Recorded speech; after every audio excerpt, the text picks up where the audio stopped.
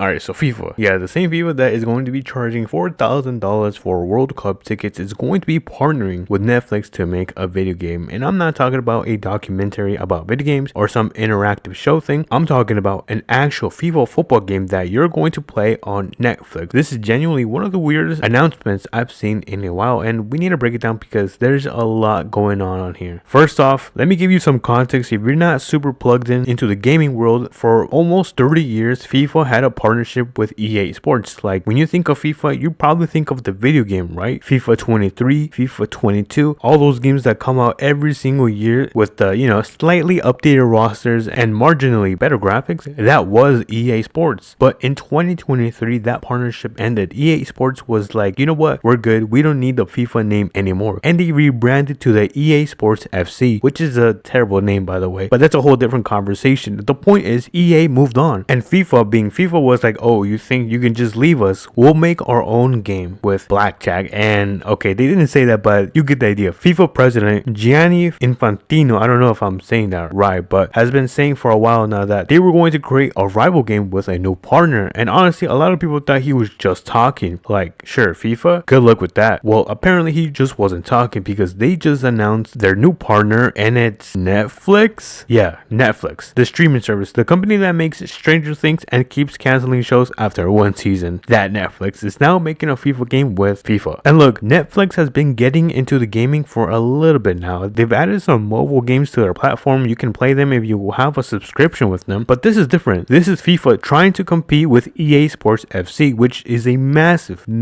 franchise, and they're doing it through Netflix games with a studio called Delphi Interactive. Now, here's the part where it gets even weirder. Delphi Interactive, the studio making this game, is based in California, and they've literally never released a game before, not one. Their only credit is working in a support capacity on IO Interactive's upcoming 007 game, which is kind of like a James Bond game. So FIFA's big comeback, their rivals to EA Sports, is being made by a studio that has never really shipped a game. That's certainly a choice, right? So how is this actually going to work? Because I know what you're thinking. You're thinking about trying to play a football game with your TV remote, and that sounds like a complete nightmare. Well, here's what they announced. The game is going to be playable through Netflix, but you use your phone as the controller, so you're basically streaming the game to your TV and controlling it with your phone. You can also just play it on your phone directly if you want, and it'll have both online and offline modes, so you can just play with solo or with friends. All you need is a Netflix subscription. That's it. There's really no additional cost. And look, I'm not sponsored by them, but it's not bad. It's pretty cool. If you already have a Netflix subscription, you can just play the game when it comes out, and you don't have to pay $70 like most games, and you don't have to deal with microtransactions. Well, we don't know about microtransactions yet, but let's hope not. The game is supposed to launch before the World Cup next summer in 2026, so we're talking about sometime in the next few months, probably around May or June. And according to the announcement, it's going to present the World Cup in its purest, most joyful form, in a format that's fast to learn, thrilling to master, and built for anyone to just jump in, which is a lot of corporate talk, but that basically means it's going to be simpler than EA Sports FC. Like, they're not going to try to make a hardcore simulation. They're going for accessibility, something that anyone can pick up and play without needing to learn 47 different button combinations. But let's talk about what the people involved are actually saying about this, because the quotes are pretty interesting as well. Gianni Infantino, FIFA president, is obviously very excited. He said, "The major collaboration is a key milestone in FIFA's commitment to innovation in the football gaming space, which aspires to reach billions of football fans of all ages everywhere in the world, and will be redefining the pure notion of simulation games," which is a lot of words that doesn't really say much, if I'm gonna be honest. Redefining the pure notion of simulation games, like, I don't know what that means, bro. But you can tell he's trying to position this as like something revolutionary. Like, they're just not gonna make a competitor to EA Sports FC. They're reimagining what football games can be. Alan Tascan, president of games at Netflix, said, "We want to bring football back to its roots with something everyone can play with just a touch of a button." Okay, I can actually kind of like that quote, because here's the thing. EA Sports FC is kind of complicated, or at least can be, like, really complicated. If you haven't played FIFA game in a few years and you pick up the new one, there's a learning curve. There's skill moves, there's tactical defending, there's all of this stuff, right? And maybe there is room for a more casual, accessible football game that people can just play, pick up, and have fun with. And then Casper, the dual guard, I think I'm saying that wrong, the CEO of Delphi Interactive, the studio that's never made a game, said, said, "As lifelong FIFA fans, we're honored to help usher in the bold next generation and reimagine the future of the franchise. Our mission is to make the FIFA game the most fun, approachable, and global football game ever created." Which sounds great on paper, but again, they've never made a game, so I'm just kind of skeptical, you know? So here are some big questions about all of this, because there is going to be a good amount of them. First, can this actually compete with EA Sports FC? Because let's be real, EA Sports FC might have a terrible name, but it's still basically the same game that people have been playing for decades. It has all the licenses, all the leagues, all the players, all the stadiums. It's a massive game with years and years of development behind it. And you're telling me that a studio that hasn't released the game yet is going to compete with that? I don't know, man. Second, what's the actual gameplay going to be like? They keep saying it's going to be simple and accessible, which could mean a really fun arcade style game, or it could mean a watered down mobile game that nobody really wants to play. We just don't know yet. Third, and this is important, what licenses does FIFA actually have for this game? Because EA Sports FC has most of the major leagues and players. What does FIFA have? Do they have all the World Cup teams? Probably. But what about the club teams? What about individual players? This could make or break the game, honestly. Fourth, the Netflix platform itself. Like, Netflix games exist, but it's not exactly lighting the world on fire right now. Like, how many people do you know that Netflix has games? Like, just found out that Netflix has games because of this. How many people are going to be regularly playing Netflix games on their TV? I'm just asking because, and I don't know if the number is that high. And finally, the whole phone as a controller thing. This could be cool and innovative, or it could be super clunky and annoying. We've seen motion controls and touch controls work well before, but we've also seen them fail spectacularly. It just depends on their execution. Look, here's what I think is actually going on here. FIFA lost their sponsorship with EA, and they were probably pretty embarrassed about it. EA basically said, "We don't need your name anymore," and that had to sting. So FIFA needed to save face and show that they could do something on their own. Enter Netflix, who's been trying to expand into the gaming and probably saw this as a good opportunity to get some attention. And Delphi Interactive, a new studio that's probably excited to work on such a big IP,